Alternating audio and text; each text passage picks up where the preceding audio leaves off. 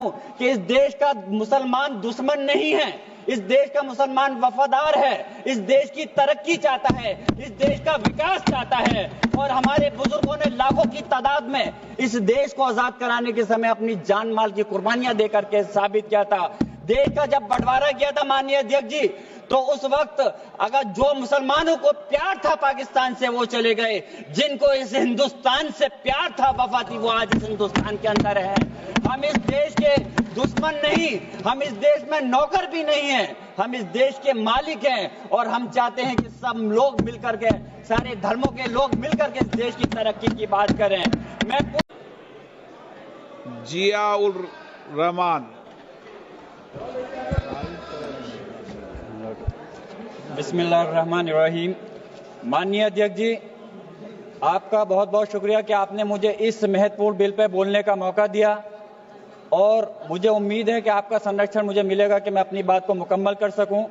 मैं अपनी बात इस शेर के साथ शुरू करना चाहता हूं कि बुलंदी देर तक किस शख्स के हिस्से में रहती है, बुलंदी देर तक किस शख्स के हिस्से में रहती है, बहुत ऊंची इमारत हर घड़ी खतरे में रहती है। माननीय अध्यक्ष जी, आज मैं इस सदन में वक्फी तरमीमी बिल 2025 के खिलाफ अपनी बात रखना चाहता हूं। वक्फ अमेंडमेंट बिल 2025 के जरिए सरकार वक्फ ट्रिब्यूनल के अधिकार को कम कर रही है।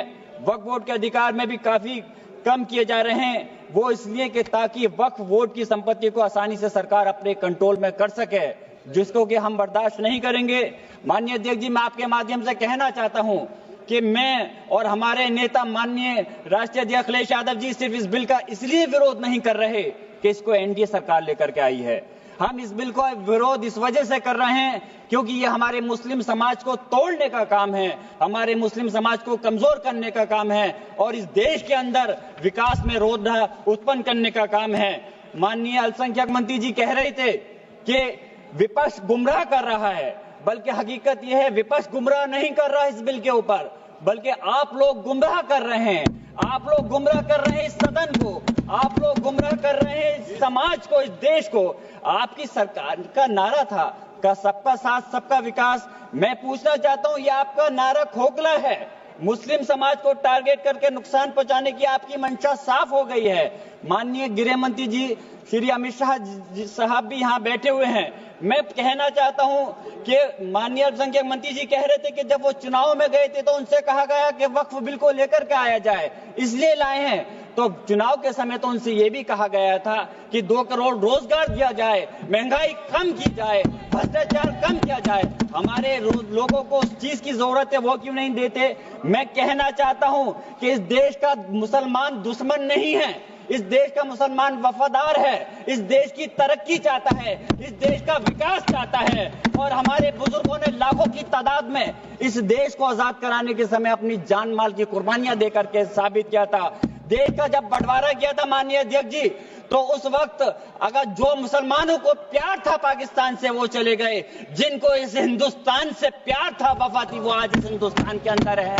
हम इस देश के दुश्मन नहीं, हम इस देश में नौकर भी नहीं हैं, हम इस देश के मालिक हैं। और हम चाहते हैं कि सब लोग मिलकर के, सारे धर्मों के लोग मिलकर के इस देश की तरक्की की बात करें। मैं पूछना चाहता हूं कि मुस्लिम के 5 साल मुसलमान होने के बाद प्रॉपर्टी को वक्फ कर सकता है? कैसा मजाक है ये? किस प्रकार की बात है? महिला सम्मान की आप बात करते हैं। अरे मंहिला सम्मान के अंदर तो पहले ही 2 महिलाएं बोर्ड के अंदर रहती थी। आपने कौन सा नया तीर मार दिया कि कौन सी ज्यादा महिलाओं को आप अधिकार दे रहे हैं?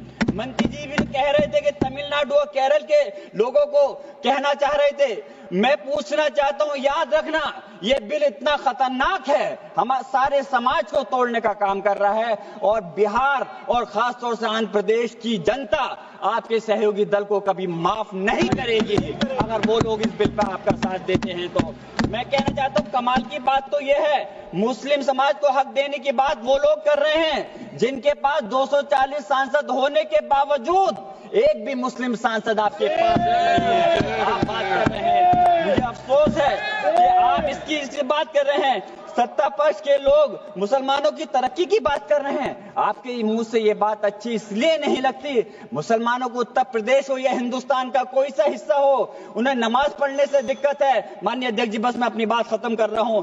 अजान से दिक्कत है, मदरसों से दिक्कत है, मुसलमानों के कारोबार से दिक्कत है, मुसलमानों की स्कॉलरशिप को बंद कर रहे हैं और उसके बाद वक्फ के माध्यम से मुसलमानों को हक दिलाने की आप बात कर रहे हैं। मेरा कहना है कि क्या देश में माननीय न्यायालयों के अंदर पहले से मुकदमों की कमी है जो नए इस बिल को लाकर के नए जन्मों को विवाद दिया जा रहा है?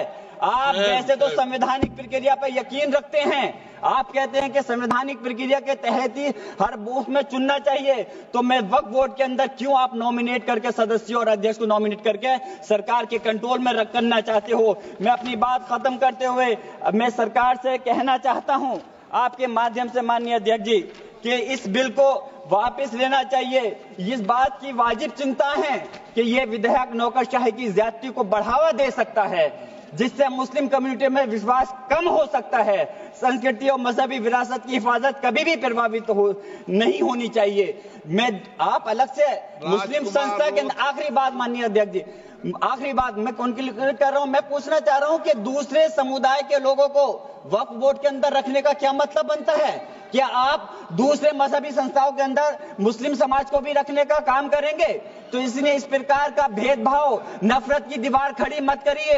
इस देश की तरक्की के लिए सब लोगों को मिलकर के साथ चलना पड़ेगा। मैं अपनी बात इस शेर के साथ खत्म कर रहा हूं माननीय अध्यक्ष जी कि